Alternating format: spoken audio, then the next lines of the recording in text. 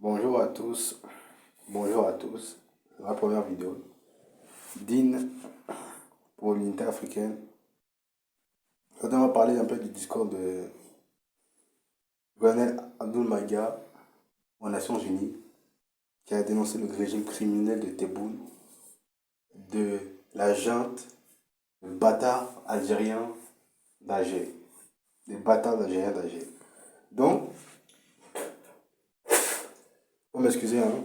J'ai la voix cassée d'ailleurs, j'ai mal dormi. Euh, il était temps que le Mali se réveille et il parle de l'ingérence grotesque des, de la junte d'Alger. Mais on doit aller plus loin. Je connais Maga fait un bon travail, mais il doit aller plus loin. J'appelle à mes frères maliens de Bamako. Si vous avez des contacts avec le gouvernement malien, dites-leur qu'il faut expulser l'ambassadeur d'Algérie, l'ambassadeur d'Algérie, l'ambassadeur de tous les pays occidentaux. On n'a pas besoin de relations avec ces gens-là. Nous sommes en guerre.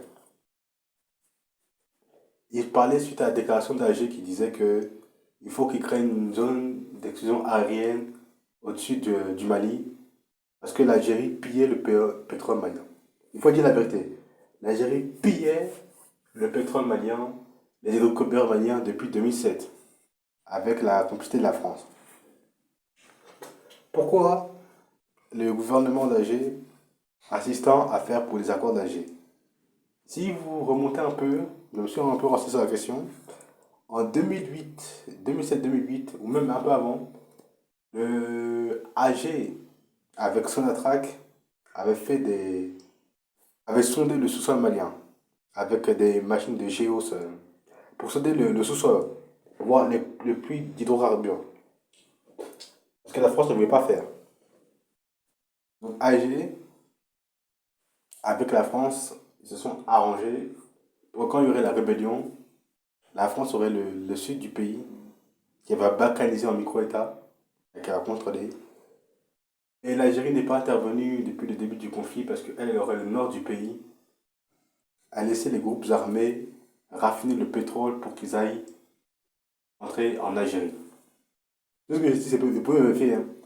S'il y en a qui m'écoutent de Alger, la DRS, le renseignement algérien, travaillait avec les groupes terroristes qu'ils finançaient, qui hébergent et qui laissent loger à Alger.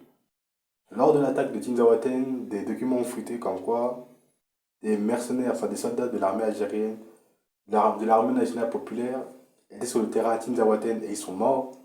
Ils sont fait tuer par les FAMA avec des soldats américains, français, ivoiriens, ghanéens et d'autres du Soudan. Ils ont collaboré, ils ont passé par le. Les services de renseignement ukrainiens ne peuvent pas attaquer le Mali par deux pays.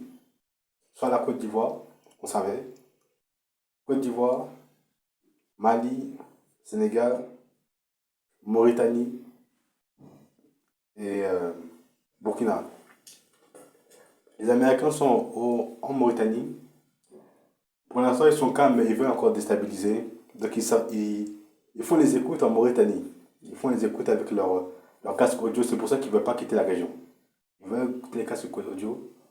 Et à Alger, ils sont en Algérie avec le gouvernement, avec la junte militaire parce que c'est l'armée là-bas qui a le pouvoir.